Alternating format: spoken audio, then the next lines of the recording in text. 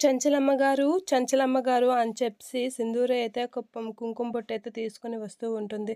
అలాగా పసుపు, కుంకుమ తీసుకొని వచ్చి చంచలమ్మ అయితే షాక్ అవుతూ ఉంటుంది. ఇక అందరూ బయటకు వచ్చి చూస్తూ ఉంటారు. నేను రేపు గుడిలో గౌరీ పూజ వ్రతం చేస్తున్నాను. అందరినీ ఆహ్వానిస్తున్నాను.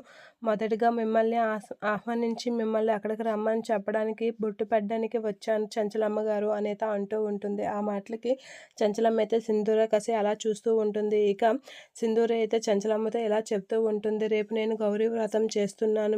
మీకు బొట్టు పెట్టి మిమ్మల్ని పిలుస్తున్నాను. మీరు గౌరీ వ్రతంకి వచ్చి నన్ను దీవించి మీ శతమానంలోని నల్లపూసలు నాకు ఇస్తారని అనుకుంటున్నాను అని చెప్పి చంచలమ్మతో అయితే సింధూర అంటూ ఉంటుంది. ఆ మాటలకి చంచలమ్మ షాక్ అయ్యి అలా చూస్తూ ఉంటుంది. మీ చేతుల మీదుగా నాకు మీ శతమానంలో నల్లపూసలు నాకు ఇచ్చి నన్ను దీవిస్తారని అనుకుంటున్నాను అని చెప్పి చంచలమ్మతో అయితే సింధూర అంటూ ఉంటుంది. ఆ మాటలకి చంచలమ్మ షాక్ అయ్యి అలా చూస్తూ ఉంటుంది. ఇక ఏం మాట్లాడకుండా అలా ఉండిపోతూ ఉంటుంది. ఇదంతా మీరు మీ చేతుల మీదుగా జరగాలని నేను అనుకుంటున్నాను. ఊరు పెద్ద మనిషి అయినా మీరు ఈ పని చేస్తారని నేను అనుకుంటున్నాను అని చెప్పి సింధూర అయితే చంచలంతో అంటూ ఉంటుంది. ఇక చంచలమ్మ ఏం మాట్లాడకుండా అలా చూస్తూ ఉంటుంది. సింధూర చెప్పిన మాటలన్నీ వింటూ అలా ఉండిపోతుంది షాక్ అవుతూ.